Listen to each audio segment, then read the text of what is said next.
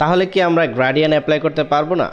এখন শুধুমাত্র রেকর্ড করার ক্ষেত্রে দেখা যাচ্ছে যে আমরা গ্রেডিয়েন্ট অ্যাপ্লাই করতে সক্ষম হচ্ছি না। সেক্ষেত্রে আমরা পূর্বেই যে কাজটি করে নেব তা হচ্ছে আগেই গ্রেডিয়েন্ট অ্যাপ্লাই করে নেব। গ্রেডিয়েন্ট অ্যাপ্লাই করে আমরা অবজেক্টটি তৈরি করব। ওকে,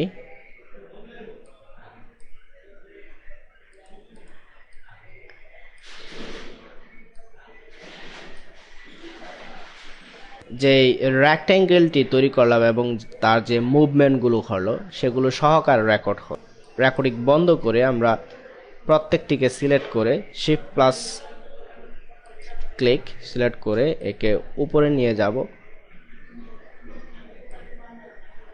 তারপর সুইচটি আমরা বাদ দিয়ে দেব। এবার একে প্লে করা যাক। ওকে, হ্যাঁ, এখন আরও কিছু আমরা কাজ করতে পারি। এক্ষেত্রে এখানে যে ফেদারটি রয়েছে তাকে আমরা এক্সক্লুড করে দেই। রেকর্ড এর কিছু মুভমেন্ট তৈরি করি।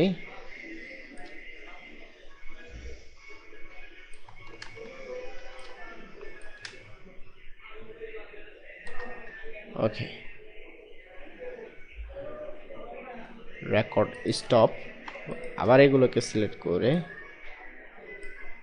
এবার এগুলোকে সব ডিলিট করে দিয়ে প্লে।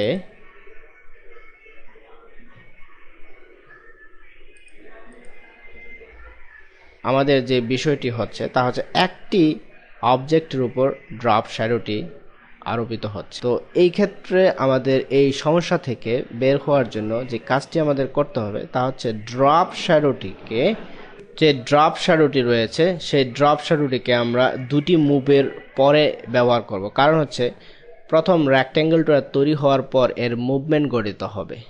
মুভমেন্ট গঠিত হওয়ার পর এর উপর ড্রপ শ্যাডো আরোপ হবে এবং তারপর আরও 3টি মুভমেন্ট হবে কপি পেস্ট এর মাধ্যমে। তো এই ক্ষেত্রে এই সজ্জিত অবস্থায় আমরা প্লে করার পর দেখি কি ধরনের অবস্থা গঠিত হয়। ওকে, আমাদের যে ডিজায়ার মুভমেন্টগুলো রয়েছে সেগুলো আমরা পেয়ে গেছি এবং পরবর্তীতে আমরা খুব দ্রুত এই ধরনের অবজেক্ট তৈরি করার ক্ষেত্রে ব্যবহার করতে সক্ষম হব। এখন আরও কিছু ব্যবহার করা যাক।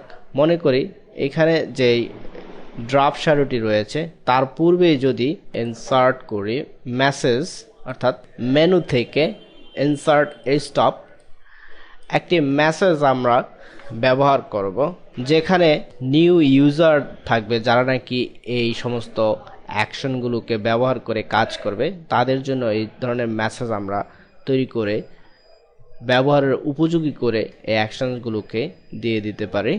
তো মেসেজগুলো যেমন, ওকে, if you continue your actions please press continue or stop।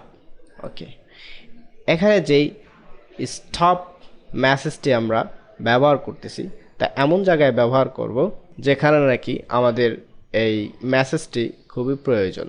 যেমন ঠিক ইফেক্ট হওয়ার পূর্বে non record. Okay, press if you continue your actions please press continue or stop।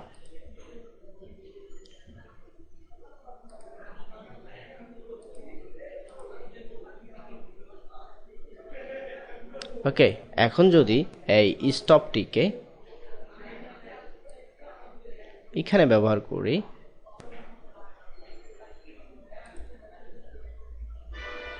ওকে, এখন এটা স্টপ হয়ে গেল। আবার এভাবে প্লে করে পরবর্তীতে আবার ব্যবহার করা সম্ভব। স্টপ যে কমান্ডটি রয়েছে সেই কমান্ডটির ক্ষেত্রে আমরা আরও কিছু পরিবর্তন করতে পারি। সেগুলো হচ্ছে ডাবল ক্লিক করে এর ভিতরে যে অ্যালাউ কন্টিনিউ রয়েছে সেইটিকে টিকমার্ক করে আমরা কাজ করতে পারি। এক্ষেত্রে কি ধরনের অবস্থা ঘটতে পারে তা দেখা যাক। নন রেকর্ডস 1 প্লে,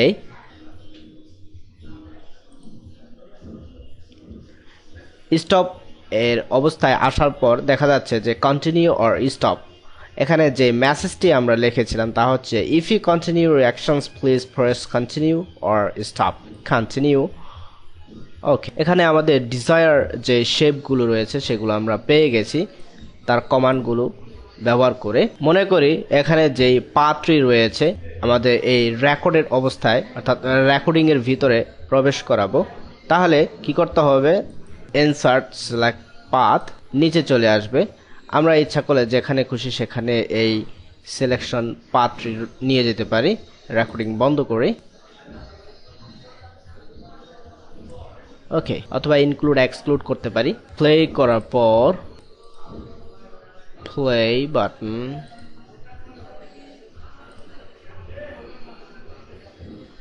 এখন আমাদের যেই সিলেকশনটি রয়েছে সেই সিলেকশনটি নিচে নিয়ে আসি এবং স্টপটি মুভমেন্টের নিচে নিয়ে আসি। সেক্ষেত্রে কি ঘটে দেখা যাক। ওকে, এখানে যে স্টপ কমান্ডটি রয়েছে সেক্ষেত্রে যদি আমরা কোনো পরিবর্তন আনি, যেমন স্টপের ভিতর ডাবল ক্লিক করার পর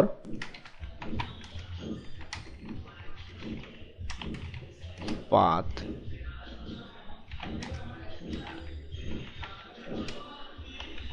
to draw. Okay, play.